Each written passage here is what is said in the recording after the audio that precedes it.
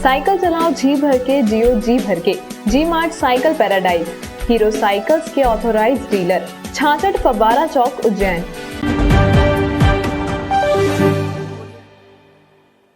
नमस्कार, जय श्री महाकाल। न्यूज मालवा के बुलेटिन में आप सभी दर्शकों का एक बार फिर से स्वागत है। आइए नजर डालते हैं आज के कुछ खास बुलेटिन पर।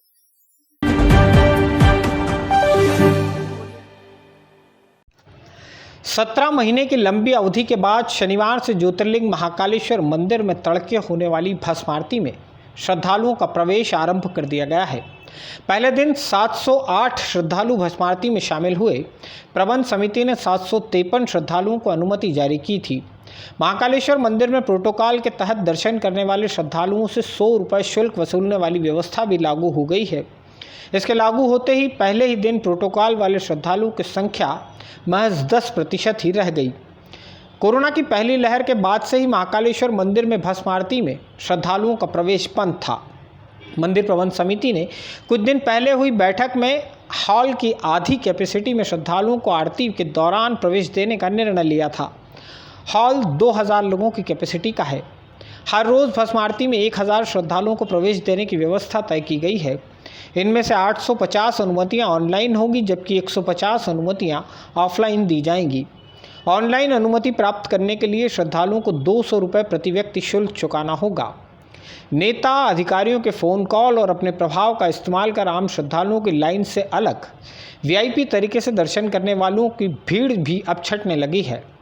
शनिवार से ही ऐसे श्रद्धालुओं से 100 रुपये शुल्क वसूलने की व्यवस्था लागू हो गई है। ऐसे श्रद्धालुओं का प्रोटोकॉल में पॉइंट डलने के बाद उन्हें हरिफाटक ब्रिज के नीचे बने काउंटर पर पहुंचकर 100 रुपये की रसीद कटवानी पड़ी। इसके बाद ही वे बड़ा गणेश मंदिर के सामने वाले गेट से मंदिर में प्रवेश कर सके। मंदिर में अमूमन वीआईपी प्रोटोकॉल वाले श्रद्धालुओं की संख्या हर रोज़ सुबह 10 बजे तक ही 500 तक पहुंच जाती है। सशुल्क व्यवस्था लागू होने के बाद ये संख्या महज 50 तक ही सीमित हो गई। भस्म आरती आरंभ होने से पहले एएसपी अमरिंदर सिंह, महाकाल थाना प्रभारी मुनेंद्र गौतम, मंदिर समिति के सहायक प्रशासक पूर्णिमा सिंघी आदि ने मंदिर क्षेत्र का दौरा भी किया। हाँ जी, मैं बिहार से हूँ। पहली बार मैं बाबा की महाकाल की नगरी में आया हूँ और आज ही जो है से शुरू हुआ जो है से भस्म आरती में का आनंद उठाया। बहुत ही सुखद आनंद पाया बाबा की नगरी में। आज करीबन 1 से 1.5 साल बाद में कोरोना की महामारी जाने के बाद आज दूसरी लहर के बाद बाबा की जो ये भस्म आरती का प्रोग्राम जो वापस से शुरुआत की गई है और हमें सौभाग्य प्राप्त हुआ कि पहली भस्म आरती जो इतने समय बाद में शुरू हुई और हमें सौभाग्य प्राप्त हुआ कि हमने यहाँ आकर के बाबा के दर्शन करें। 18 महीने बाद भस्म आरती स्टार्ट हुई है। हम 18 महीने बाद भस्म आरती में आए, हमें बहुत अच्छा लगा। कोविड के कारण इतने टाइम बाद दर्शन चालू हुए हैं, तो आज आत्मीयता से बहुत प्रसन्नता हुई और इतने अच्छे दर्शन, इतने अद्भुत दर्शन जो हुए वो सब ऊपर वाले की कृपा है। भस्म आरती दर्शन चालू किए गए हैं, जो कि बहुत ही हर्ष एवं उल्लास का विषय है।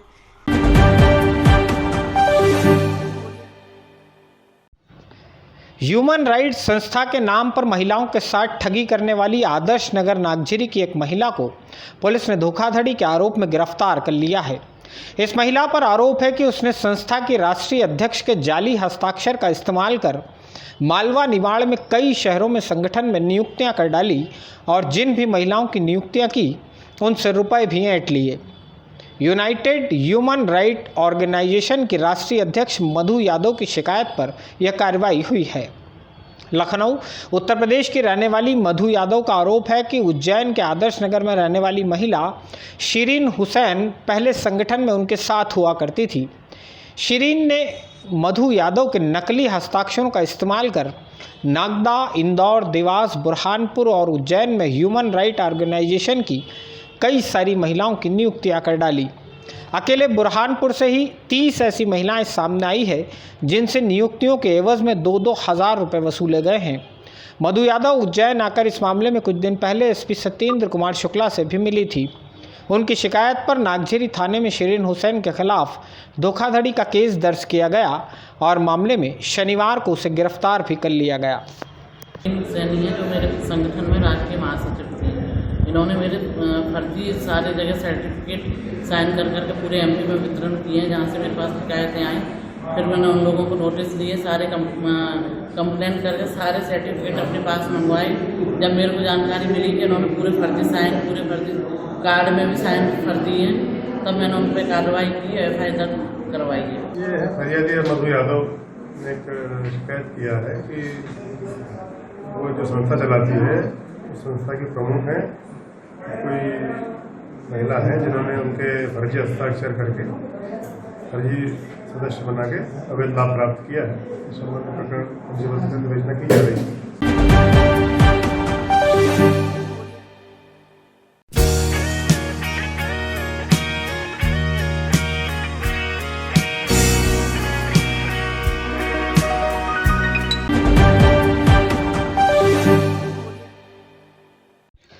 भारतीय जनता पार्टी के एक मंडल अध्यक्ष के जन्मदिन की पार्टी में 12 बोर की बंदूक से हवाई फायर किए जाने का मामला सामने आया है।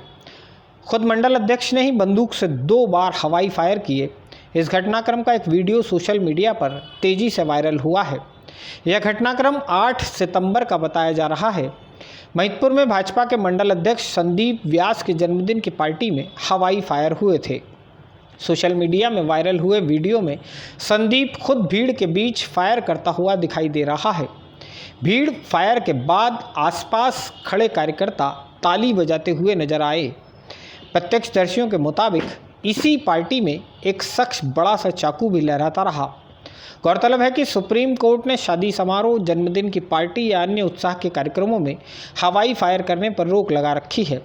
सोशल मीडिया पर वायरल हुआ भाजपा मंडल अध्यक्ष का वीडियो महिदपुर के पास रुपेटा गांव का है। घटनाक्रम पर संदीप व्यास का कहना है कि कार्यकर्ताओं में से किसी एक ने उत्साह में मेरे हाथ में एयरगन पकड़ा दी थी। यह तेज़ आवाज़ करती है। फायर एयरगन से ही किए गए थे।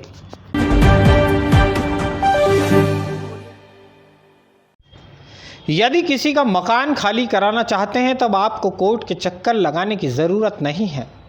उज्जैन में तो पुलिस ही यह काम करने लगी है। आपके घर कौन किराए पर मकान ले सकेगा, कौन नहीं, यह भी पुलिस ही तय करती है। चिमनगंज मंडी थाना क्षेत्र में शुक्रवार को ऐसा ही एक घटनाक्रम सामने आया है। इलाके के राजीव नगर में रहने वाली एक युवती निकिता कुशवाहा ने SP और IG कार्यालय पहुंचकर चिमनगंज मंडी थाने के 3 पुलिसकर्मियों के खिलाफ शिकायत दर्ज कराई है। शिकायत पत्र में इनमें से एक पुलिसकर्मी दिनेश बेस का नाम भी लिखा हुआ है। इस युवती का आरोप है कि चिमनगंज मंडी थाने के 3 पुलिसकर्मी उसके घर पहुंचे। घर पर इस वक्त परिवार के अन्य सदस्य मौजूद नहीं थे। तीनों ही पुलिसकर्मी किराएदार के बारे में जानकारी लेने लगे, धमकाने लगे, हाथापाई भी की। युवती का आरोप है कि तीनों पुलिस वाले हमारे घर पर रहने वाले किराएदार को किसी मामले में तलाशने आए थे, लेकिन उल्टे हमारे ही परिवार से बदतमीजी करने लगे। पुलिसकर्मियों द्वारा किए गए दुर्व्यवहार की शिकायत लेकर यह युवती चिमनगंज मंडी थाने भी पहुंची थी। यहां उसकी शिकायत सुनी ही नहीं गई। आखिरकार इस युवती ने SP और IG कार्यालय में अपनी शिकायत दर्ज कराई। सर, पूरा मामला ये है कि कल शाम को कुछ ऑफिसर्स मेरे घर पे आए थे हमारे किराएदार के खिलाफ कार्रवाई करने, लेकिन वो घर पे नहीं होने के कारण उन्होंने मेरे परिवार से, मेरे माता पिता से, मेरे भाई से अभद्रता की। नाम उनका दिनेश था, मैंने बाद में पता किया है, लेकिन जब वो आए थे तो विदाउट यूनिफॉर्म थे, विदाउट नेम टैग थे। उनके साथ में ना तो कोई महिला पुलिसकर्मी थी और ना कोई थाने में कोई महिला पुलिसकर्मी थी। जब उन्होंने बुलाया दुर्व्यवहार में, वो पहली बात तो उन्होंने शराब पी रखी थी और दूसरी बात उन्होंने बहुत गलत टोन में मेरे साथ बात की, प्लस गाली गलौज के साथ बात की। ऑफिस में सब मैं इतना चाहती हूँ SP सर से कि जो भी वो पुलिस ऑफिसर है उनके खिलाफ कार्रवाई हो।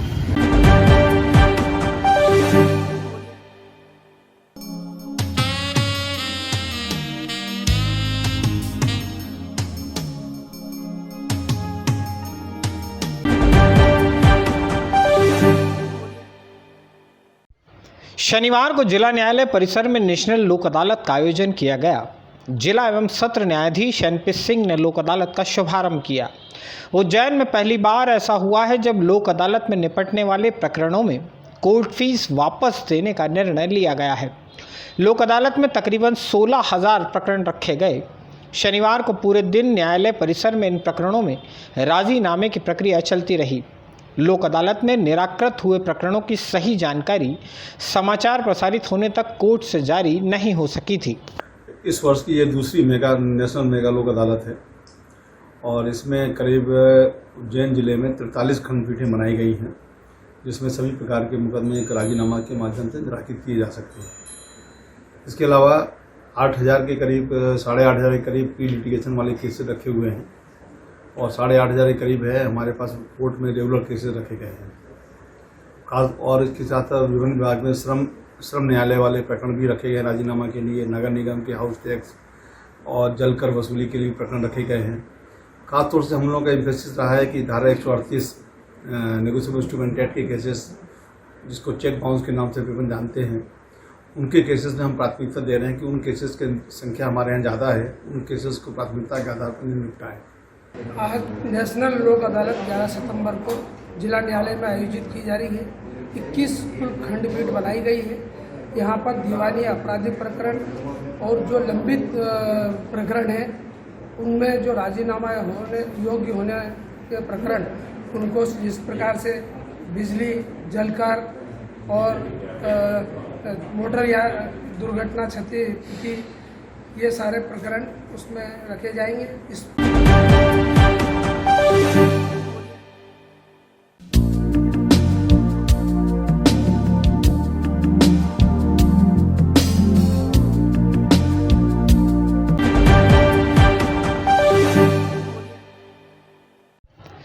कोरोना की तीसरी लहर की आशंका के बीच अभी सीजन है त्योहारों का।